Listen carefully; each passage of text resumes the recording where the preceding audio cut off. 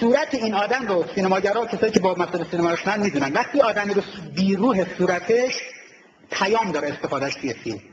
همین خانومی که توی فیلم کنستانتین نقش حضرت جبرائیل رو علیه بالله بازی میکنه و آخر سر توسط لوسیفر ارتباطش با عالم بالا قطع میشه و ناکام میمونه، همین زنه تو فیلم نارنیا ملکه سرزمین یخ‌هاست. یعنی آدمی که صورت بیروحی داره و هیچ سوال نداره. و کی میتونه ادعا کنه تو تلویزیون جمهوری اسلامی فرهنگ رو میشناسه، هنر رو میشناسه، این المان‌ها رو میرن تو دانشگاه‌های هنر درس میدن؟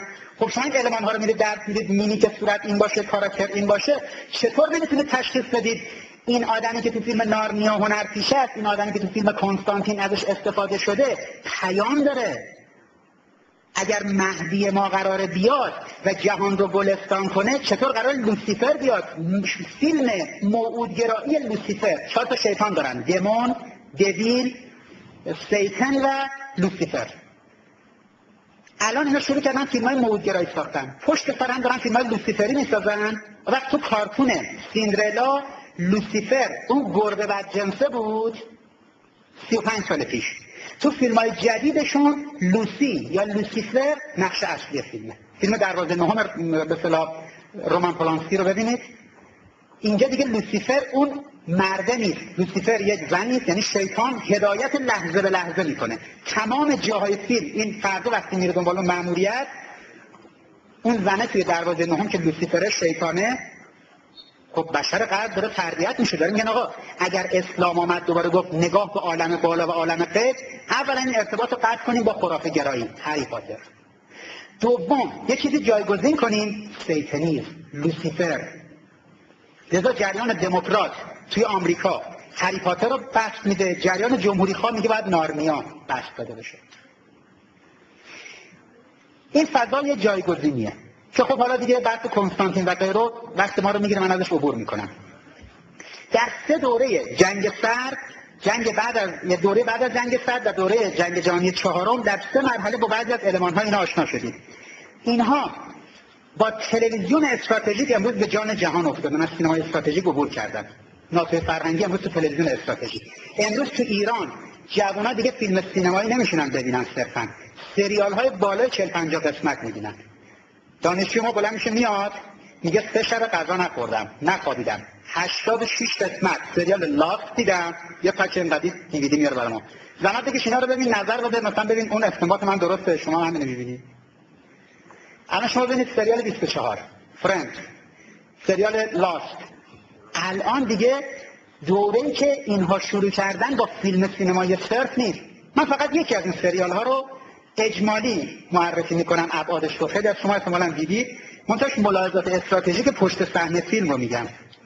سریال لاست که لاست هم گم شده معنی میده، هم گم شده ها، داستان یک هواپیمایی است که از استرالیا راه میفته، از سیدنی بره لس آنجلس، بین راه سقوط میکنه، گم میشه و سقوط میکنه پایین مجموعه جزایر اندونزی، گوشه های اقیانوس آرام.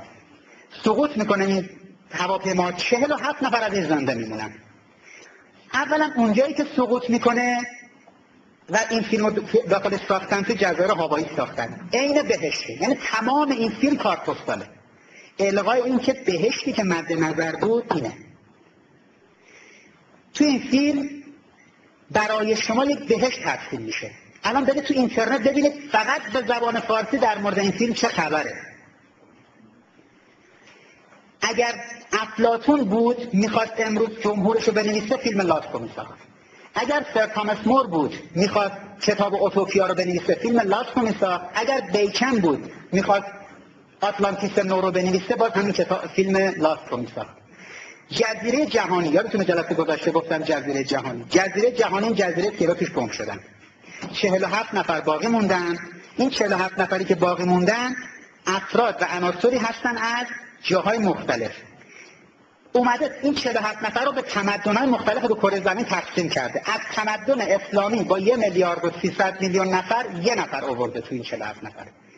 یک افسر عراقی شکنجهگر زمان صدام، اسمش سعید جراحه، یک هنرپیشه بسیار فاسد آمریکاییه. هنرپیشه یه رگش هندیه، یه رگش غربیه، عین سلمان رشدی. این توی زندگی خانوادگیش یکی از فاسدترین هنرپیشه‌های غربه.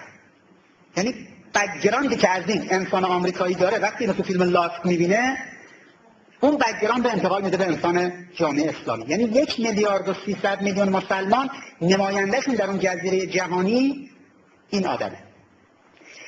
کل 2 میلیارد نفر شرق، یعنی چینی ها، ژاپنی ها، ویتنامی ها، لاوسی ها و کره ها، یه زوج کره‌ای نماینده اون 2 میلیارد نفرن.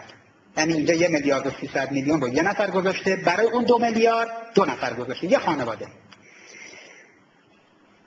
برای تمدن آمریکای لاتین که اسپانیایی هستن، اسپانیولی زبان هستن، یک زنی رو گذاشته تو فیلم، آنا لوسیا، که این زنه کیه؟ توی خود آمریکا پلیس بوده، یعنی پلیس توی ایالت کالیفرنیا، حالا توی هواپیما بود. برای تمدن آفریقایی 3-4 تا سیاه‌پوست گذاشته، اما پنبه کار اونا رو زده هستن، یعنی اونا اصلا حل شدن تو فرهنگ آمریکایی. میمونه بقیه دیگه همه آنگلوساکسونه. از روس‌ها یه نفر گذاشته، یه آدم منفی که چشمش بسته است. از فرانسوی‌ها یه زنی رو گذاشته نماد فرانسه. بقیه دیگه 2 قطب اصلی هستند، یهود که نماینده‌اش اون آدمش میشه، اصلیش میشه بنجامین، هنرپیشش اصلا یهودیه، از یهودی‌های اشکنازی هم انتخاب کردن که قیافش کاملا یهودیه، اسمش هم که یهودیه، بنجامین. این از یک کسی دستور میگیره توی کلبه به نام جیکوب. جیکوب همینی که ما بهش میگیم یعقوب، اسم یهودی، یعنی پشت صحنه اداره اون جزیره جهانی یهوده. بازیگرای اصلی دیگه همه آنگلوساکسونن، همه انگلیسی تبارن، یعنی آمریکایی، کانادایی، استرالیایی. و نقش اول فیلم یک انگلیسیه، یک آمریکایی به نام جک شپارد. شپارد یعنی چوپان. مسیحی ها معتقدن که هر کسی مسئولیت داره چوپان گله است. لذا از اولین صحنه که فیلم رو میبینید، این تا بلند میشه هواپیما سقوط کرده، چوپانی گله رو شروع میکنه. اسم پدرش کریستیان شپارده. کریستیان یعنی مسیح، کریستیان یعنی مسیح، چوپان مسیحی. این انسان تراز لیبرالیسمه، انسان با کلاس لیبرال ها. بلافاصله انسان منفی لیبرال ها رو معرفی میکنه، سایر. از این داستان تام سایر گرفته اینو. سایر انسان تراز پایینه. یه پرانتز باز کنم، 1 دقیقه فلسفه هنر بگم. توی فلسفه هنر میگن که قرار شما تراژدی ارائه کنید. هر کس کار هنری میکنه باید تراژدی بده. تراژدی کشمکش بین 2 گروهه، دیونیزوس و آپولون. آپولون مرد، نظم ایجاد میکنه، به اصطلاح خوبه. دیونیزوس نماد زنه، بی‌نظمی و هرج و مرج دنبال میکنه و آشوب و به هم ریختگی رو میخواد. از زمان ارسطو قرار بود بین دیونیزوسی و آپولون کاتارسیس صورت بگیره، یعنی انسان تصفیه بشه از تقابل بین این دوتا. مثلا ما بزرگترین تراژدی رو میگیریم قضیه عاشورا، میگیم خوبها یه طرف، بدها هم یه طرف، اینها با هم به تقابل رسیدن. تصفیه و تصفیه ما در این صورت میگیره که نگاه کنیم از اون درس بگیریم. از نیچه به این طرف فلسفه هنر تغییر میکنه، میگه نظام آپولونی رو بذارید کنار، بچسبید به دیونیزوسی. شما نمودش رو توی ما رمضان امسال تو تلویزیون خودمون دیدید.